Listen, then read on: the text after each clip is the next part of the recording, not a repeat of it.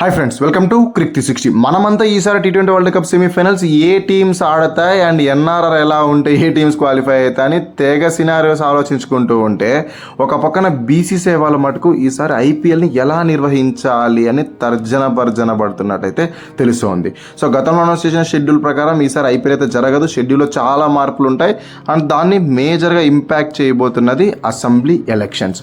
So latest update ఏంటి అంటే అనుకున్న డేట్ కాకుండా ఇంకాస్త ముందుకు జరిపి ఐపీఎల్ మ్యాచెస్ నిర్వహించబోతున్నట్టు బీసీసీఐ అయితే కన్ఫర్మ్ చేశారు. దాని గురించి కూడా డిస్కస్ చేసుకుందాం. అండ్ దాంతో పాటు రాయల్ ఛాలెంజర్స్ బెంగళూరు వాళ్ళకి ఈసారి ఐపీఎల్ ఆడడానికి క్రికెట్ స్టేడియం దొరకట్లేదంట. అదేంటి భయ, ఆల్రెడీ కర్ణాటక క్యాబినెట్ ఆమోదించిన చిన్న సమయంలో మ్యాచెస్ పెట్టొచ్చు అని. బట్ కాకపోతే దానికి కూడా ఒక సర్ప్రైజింగ్ ఫ్యాక్టర్ అయితే ఉంది. ఆర్సీబీ అక్కడ మ్యాచెస్ ఆడకపోవడానికి. దాని గురించి కూడా వీడియోలో ఇన్ డీటెయిల్గా అనాలిసిస్ చేసుకుంటూ ఫైనల్గా ఆర్సీబీకి ఏ గ్రౌండ్ సూటబుల్ అవుతుంది అనే దాన్ని కూడా సింపుల్గా అయితే అనాలిసిస్ చేసుకోబోతున్నాం. సో ఎండ్ వరకు చూసేయండి, చాలా ఇంట్రెస్టింగ్గా ఉంటుంది. ఏ పాయింట్ అన్నా మీకు నచ్చితే లైక్ చేసి ఛానల్ని మటుకు సబ్స్క్రైబ్ చేసుకోవడం మర్చిపోకండి, ఎందుకంటే సబ్స్క్రైబ్ చేసుకోవడం చాలా ఇంపార్టెంట్.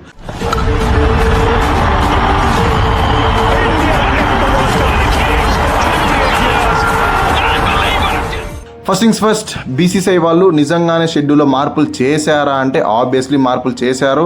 గతంలో ఇచ్చిన షెడ్యూల్ ప్రకారం March 26 థర్స్డే నుంచి అయితే మ్యాచెస్ స్టార్ట్ కావాల్సింది. బట్ దాన్ని ఒక 2 days పుష్ చేసి March 28 సాటర్డే నుంచి మ్యాచెస్ అయితే స్టార్ట్ చేయబోతున్నట్టు బీసీసీఐ అయితే కన్ఫర్మ్ చేశారు.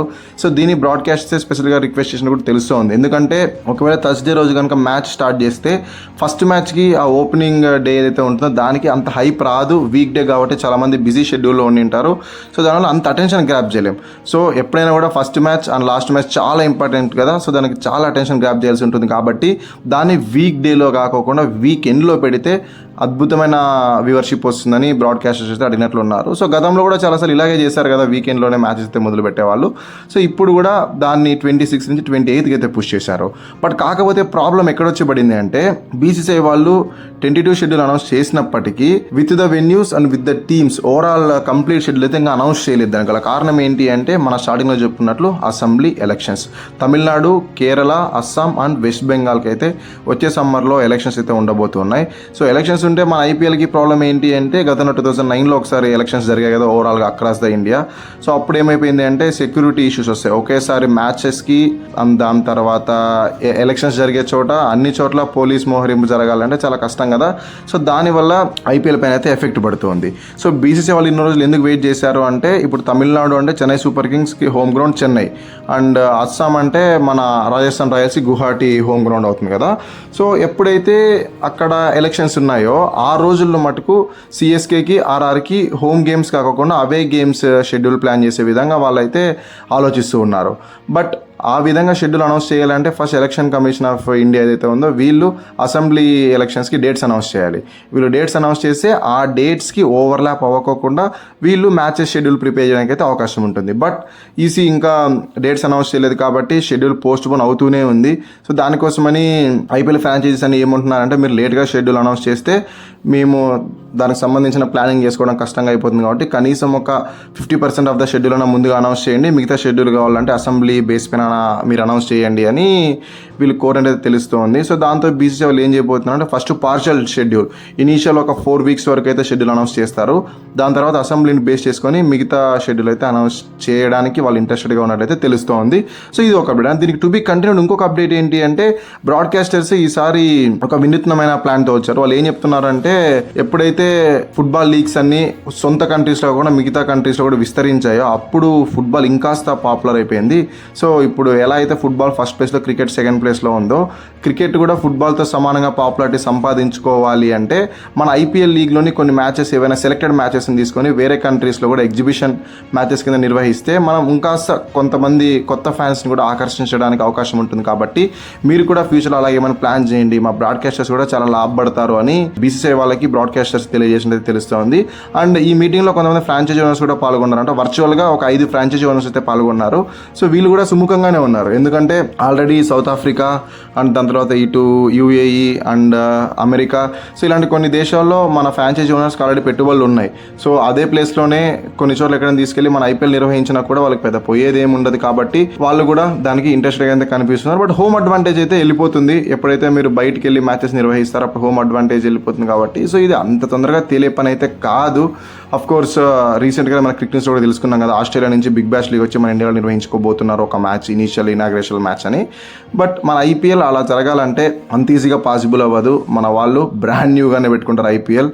ఎప్పుడే కానీ వేరే కంట్రీస్కి అంత ఈజీగా యాక్సెస్ తీసుకురారు. కాబట్టి నాకు తెలిసి ఈ ప్రపోజల్ జరగదని అనుకుంటున్నా. ఇక సెకండ్ అప్డేట్ ఏంటి అంటే, రాయల్ ఛాలెంజర్స్ బెంగళూరు మ్యాచెస్ ఆడడానికి గ్రౌండ్ అయితే అవైలబుల్గా లేదు. అఫ్ కోర్స్ కర్ణాటక క్యాబినెట్ వాళ్ళు చిన్నస్వామి స్టేడియం యూజ్ చేసుకోవచ్చు అనే యాక్సెప్టెన్స్ క్లియరెన్స్ ఇచ్చినప్పటికీ వీళ్ళైతే ఆడడానికి ఉండదు. ఎందుకంటే అక్కడ ఇంకా సర్వేలెన్స్ కెమెరాలు and AI integrated data centres ఇవి అక్కడ పెట్టలేదు. కాబట్టి వాళ్ళు ఫ్యూచర్లో ఏమైనా మొన్న జరిగినట్లు స్టాంపీడ్స్ ఏవైనా తొక్కిసార్లు జరిగితే మేనేజ్ చేయడానికి ప్రాపర్ కంట్రోల్ సెంటర్స్ అండ్ ఆ కెమెరాలో రికార్డ్ అయిన డేటాను మొత్తం స్టోర్ చేయడానికి data centres and all important మేజర్గా అక్కడ వాళ్ళు కెమెరాస్ కూడా ఎక్కువ ఇన్స్టాల్ చేయలేదు. కాబట్టి ఇంకా స్టేడియం వర్క్ చాలా అయితే పెండింగ్ ఉంది. సో దానివల్ల మోస్ట్లీ ఈసారి చిన్నస్వామిలో ఐపీఎల్ మ్యాచెస్ అయితే నిర్వహించకపోవచ్చు. ఒకవేళ నిర్వహించాలి అనుకోని ఇంటికిన ఇప్పుడు రంజీ ట్రోఫీ అయితే జరుగుతోంది కదా, ఆ రంజీ ట్రోఫీ ఫైనల్ యాక్చువల్లీ చిన్నస్వామిలోనే పెట్టి ఉండొచ్చు. బట్ కాకపోతే స్టేడియం మొత్తం ఇంకా ఫిట్గా లేదు కాబట్టి ఈసారి తీసుకెళ్లి హుబ్లీలో పెట్టేశారు మ్యాచ్ని. కర్ణాటక క్రికెట్ అసోసియేషన్ స్టేడియంది ఒక చిన్న స్టేడియం అయితే ఉంది క్రికెట్ అసోసియేషన్ వాళ్ళది. సో అందులో అయితే మ్యాచ్ నిర్వహిస్తున్నారు. సో నా ఒపీనియన్ ఏంటి అంటే, వాళ్ళకి ఆల్రెడీ ఆమోదం తెలిపి కూడా 2 months అయితే గడిచిపోతూ ఉంది. సో త్వరగా ఇన్ఫ్రాస్ట్రక్చర్ వర్క్ మొత్తం కంప్లీట్ చేసి ఈ రంజీ ట్రోఫీ ఫైనల్తో కనుక టెస్ట్ ట్రయల్ చేసి అంతా సుముఖంగా జరిగింది, బాగానే ఉంది అనుకుంటే ఐపీఎల్ మ్యాచెస్ తెచ్చి పెట్టునింటే కన్నా సరిపోయేది. ఆర్సీబీకి అలాగే హోమ్ అడ్వాంటేజ్ అయితే ఉండేది. సో ఇప్పుడు ఏమైపోయింది అంటే, ఆమోదం తెలిపినప్పటికీ స్టేడియం ఇన్ఫ్రాస్ట్రక్చర్లో మార్పు చేర్పులు ఏవి లేకపోవడంతో ఐపీఎల్ మ్యాచెస్ జరపడానికి వాళ్ళు వేరే వెన్యూస్ కోసం అయితే వెతుకుతూ ఉన్నారంట.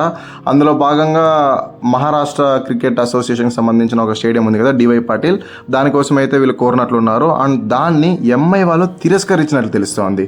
అదేంటి, క్రికెట్ అసోసియేషన్కి అండ్ ఐపీఎల్ ఫ్రాంచైజీకి ఏంటి లింక్ ఉంటుంది అంటే, బీసీసీఐ రూల్స్ ప్రకారం ఏ స్టేట్ క్యాపిటల్ సిటీనైనా ఏ ఫ్రాంచైజీ అయినా రిప్రజెంట్ చేస్తూ ఉంటే అక్కడ ఉన్న స్టేడియంస్ అన్నీ ఆ ఫ్రాంచైజీ యొక్క బఫర్ జోన్లోనే వస్తాయి.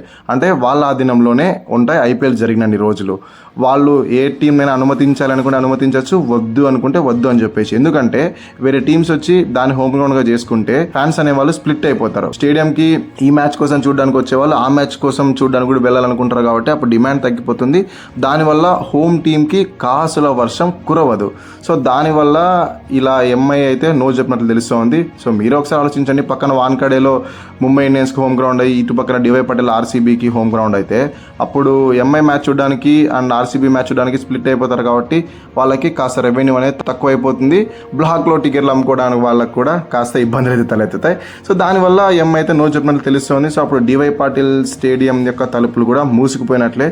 సో వాళ్ళకి ఆప్షనల్ గ్రౌండ్ అయితే నాకు తెలిసి కేరళలో స్టేడియం ఉంది కదా, గ్రీన్ ఫీల్డ్. సో అదొక్కటే పాసిబుల్ వెన్యూగా కనిపిస్తుంది. ఎందుకంటే మన సౌత్ ఇండియాలో ఉన్న స్టేడియంస్ అని ఆల్మోస్ట్ ఆక్యుపై. ఒకవేళ వైజాగ్లో ఉన్న స్టేడియం కూడా బెటర్ స్టేడియం అవుతుంది. వీళ్ళకున్న ప్లేయింగ్ 11కి అండ్ వీళ్ళకున్న స్క్వాడ్కి సేమ్ చిన్నస్వామి స్టేడియం లాగే మన వైజాగ్లో ఉన్న స్టేడియం కూడా బెటర్ సూటబుల్ ఆప్షన్ అవుతుంది. సో ఒకవేళ ఢిల్లీ టీంతో కనుక వీళ్ళు చర్చలు జరిపి ఆ స్టేడియం కనుక ఆప్ చేసుకుంటే నిజంగానే వీళ్ళకి పర్ఫెక్ట్గా సూట్ అవుతుంది దాన్ కేరళలోని గ్రీన్ ఫీల్డ్ స్టేడియం.